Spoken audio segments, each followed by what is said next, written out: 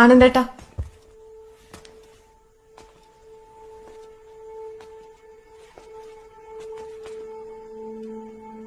നിങ്ങൾ അറിഞ്ഞതൊക്കെ ശരിയാ. വിനു തന്നെയായിരുന്നു എന്റെ കാമുകൻ.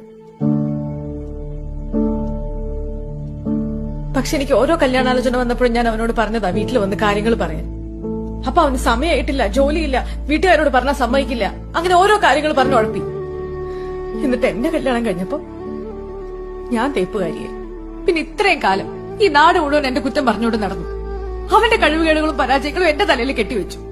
അവൻ പറഞ്ഞു പറഞ്ഞു കൂടെ പഠിച്ച ഒരാൾ പോലും എന്നോട് മിണ്ടാതായി. ഒരു ഗെറ്റ് ടുഗദറിന് പോലും പോവാൻ പറ്റാണ്ടായി.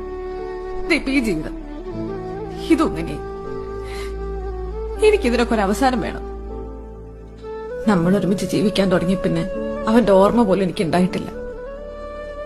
അനന്തട്ടം വന്ന് വിളിച്ചപ്പോ ഞാൻ ഇറങ്ങി വന്നത് അവനെ കണ്ടിട്ടല്ല, നിങ്ങളുടെ കൂടെ